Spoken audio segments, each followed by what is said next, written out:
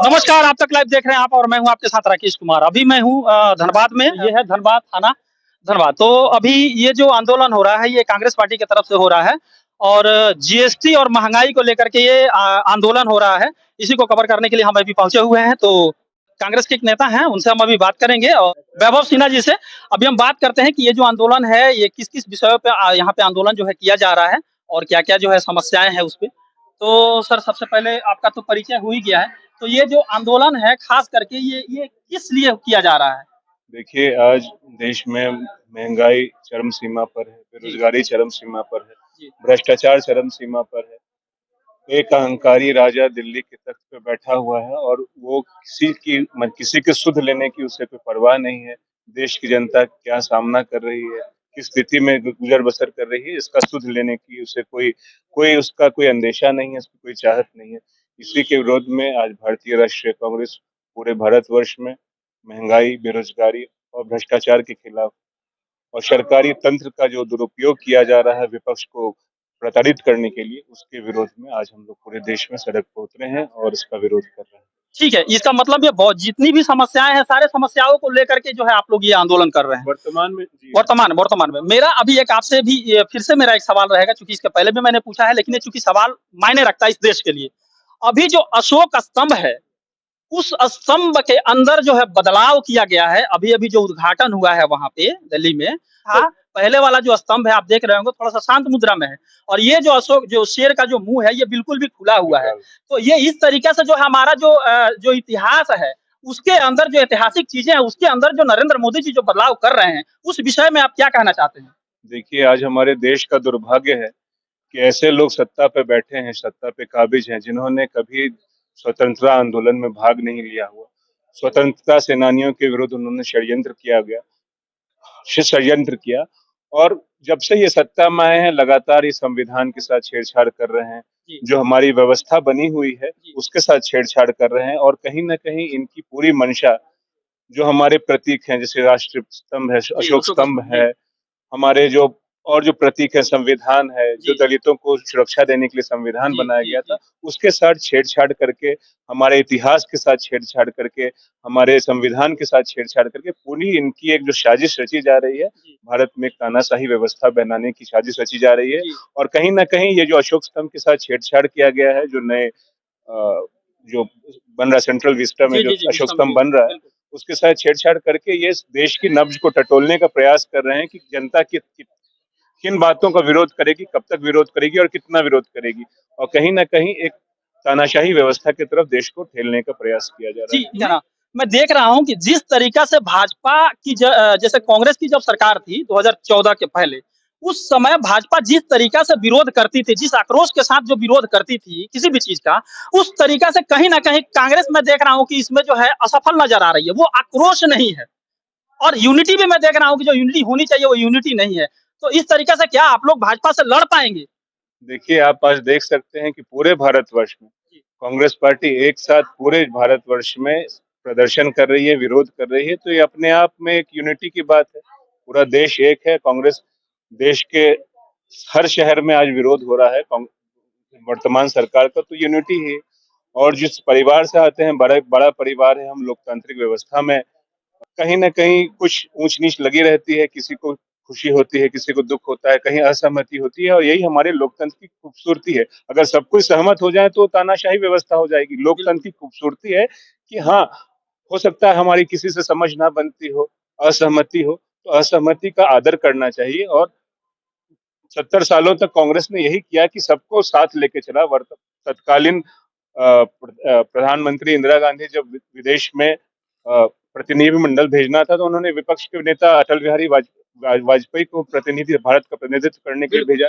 तो कहीं ना कहीं एक सामाजिक ताना बाना है, जो एक कम्युनल हार्मोनी का स्ट्रक्चर है, उसको उसके साथ छेड़छाड़ का प्रयास किया जा रहा है। और ये इन्होंने कहा ना, जैसे एक अंग्रेज फ्रांस का एक तानाशाह था लुई 15, उन्होंने कहा था कि before me the vacuum, after we the flood.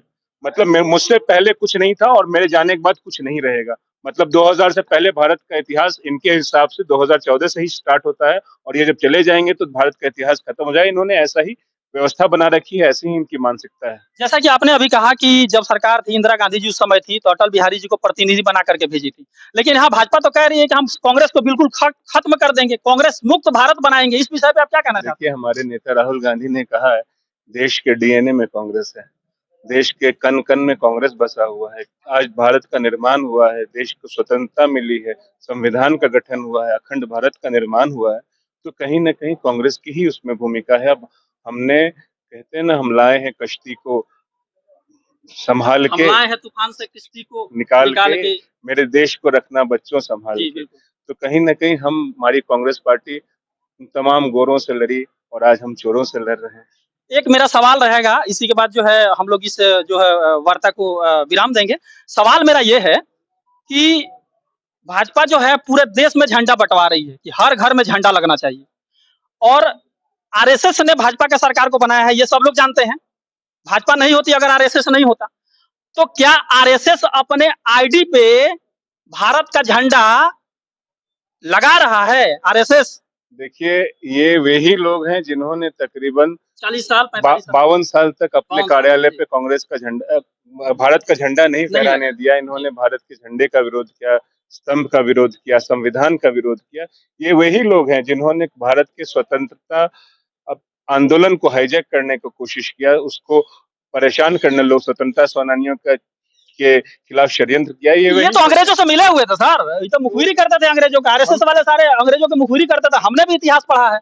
हम इनसे ज्यादा उम्मीद नहीं रख सकते। हम बस यही उम्मीद कर सकते हैं कि आने वाले समय में देश जाग रहा है, देश की जनता जाग रही है। आने वाले समय में इन्हें सबक सिखाया जाएगा, और 2024 में जिस तरह से किसी तानाशाह को दौड़ा दौड़ा के लोग भगा देते हैं, उसी तरह ये जो भाजपा की सरकार है, इससे भगा दिया जाएगा, जनता भगाएगी। जैसा कि इनका कहना है कि भाजपा जो मानसिकता है, जो जातिवादी मानसिकता है भाजपा का, उस मानसिकता को वो छोड़ देने, तो जिस तेजी से इस देश में जो है बदलाव आ रहा है, जिस तरीका से यहाँ के जो ओबीसी एससी एसटी माइनॉरिटी जो दबे कुचले जो लोग हैं, जिस तरीका से ये लोग अपने एजुकेशन को बढ़ा रहे हैं, अपने जानकारी को, ऐतिहासिक जानकारी को बढ़ा रहे हैं, आने वाले समय में भाजपा को बहुत ज्यादा इससे नुकसान हो सकता है। तो सबसे पहले जो हमारे दर्शक हैं उनको अपना परिचय दे दीजिए। शमशेर आलम, झारखंड प्रदेश कांग्रेस प्रतिनिधि। जी, तो अभी जो ये आंदोलन हो रहा है, इसका क्या क्या विषय है सर? ये जो आंदोलन हो रहा है, जी 2014 में देश के प्रधानमंत्री नरेंद्र मोदी का भाषण सुने थे कि नहीं? जी जी। देश का प्रधानमंत्री बनने से पहले हाँ हाँ।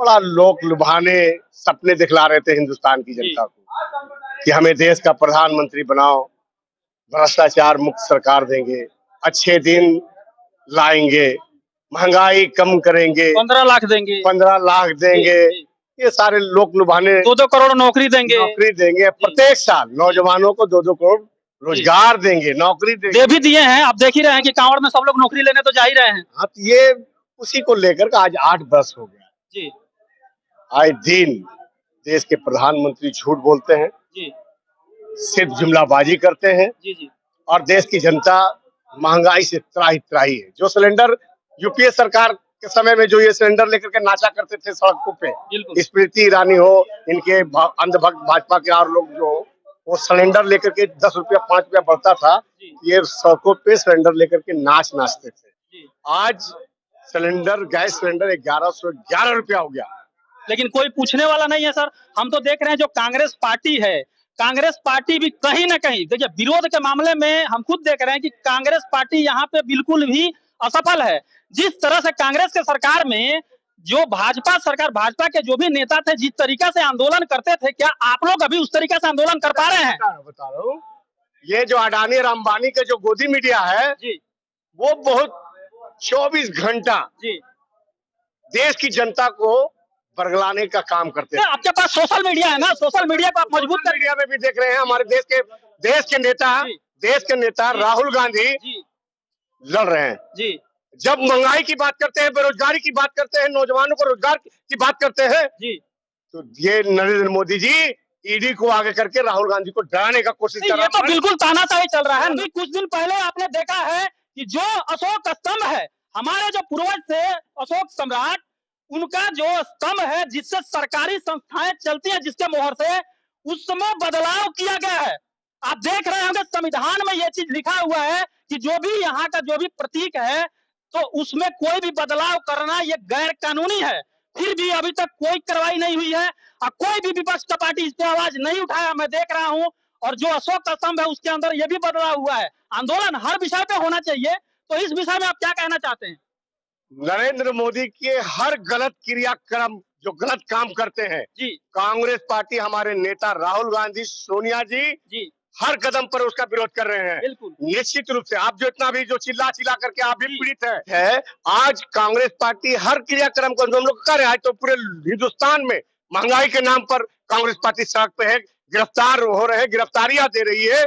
हम गांधी के बताए हुए रास्ते पे चलकर नरेंद्र मोदी के हर कदम पर हम लोग विरोध करेंगे और करते रहेंगे जब तक महंगाई कम नहीं करती है। बेरोजगार को रोजगार का जो वादा किए थे ये मुहैया नहीं कर, मगर हमको नहीं लगता है कि ये सिर्फ अडानी अंबानी का रोजगार मुहैया करवाते हैं, बाकी इनको कोई मतलब। पंकज मिश्रा, झारखंड प्रदेश कांग्रेस प्रतिनिधि। देखिए, ऐसा है कि आज जो देश की स्थिति है, उस स्थिति में राहुल जी बार बार ये बात देश की जनता को अवगत करा रहे हैं कि नरेंद्र मोदी की सरकार पुराने जमाने वाले अंग्रेज शासन जो देश में 200 साल राज किया था, उसी स्टाइल में आज देश में चल रहा है। आप देख सकते हैं कि जनता को जीएसटी खाद्य सामग्री पर डाल दिया गया। दूसरा, लोग रोजगार के लिए त्राहिमाम है, बेरोजगारी चरम सीमा पर है, लगातार बेरोजगारी दर बढ़ते जा रहा है। तीसरा कि आज देश की जनता के पास काम नहीं है कि अपने काम को करके अपने बाल बच्चे को पाल पाए। जी, बेरोजगारी तो चरम सीमा पे है। मैं एक सवाल आपसे पूछूंगा बस। अभी आप देखे होंगे कि जीएसटी जो लगा है, इसमें 25 केजी का जो बोरी होगा आटा का या चावल का, उस पर जीएसटी लगेगा, 1 क्विंटल पे नहीं लगेगा। तो 25 किलो का जो बोरी है वो तो गरीब आदमी ना खरीदता है कि कम पैसा में हमको मिल जाएगा, क्योंकि एक बोरा तो 1 क्विंटल खरीदने के लिए पैसा तो उसके पास नहीं है, ना ही ट्रक खरीदने के लिए पैसा है। तो ये जो जीएसटी लगाया गया है, ये जो नियम लाया गया है नरेंद्र मोदी जी के द्वारा, ये यहाँ की जो गरीब जनता है, जो मजलूम जनता है, उसको जान से मारने का ये साजिश ही तो किया गया है कि भूखे मर जाए वो। इस विषय में आप क्या कहना चाहते हैं? देखिए, नरेंद्र मोदी की सरकार उद्योगपतियों की मददगार सरकार है। आप देखेंगे कि देश के 2-4 उद्योगपति, जैसे हमारे आदरणीय राहुल जी पहले भी कह चुके हैं, आप देख सकते हैं कि नरेंद्र मोदी की सरकार आज जो देश में नीति चल रही है, उसमें मध्यम वर्ग और गरीब वर्गों का पूरे जोर से शोषण कर रहे हैं।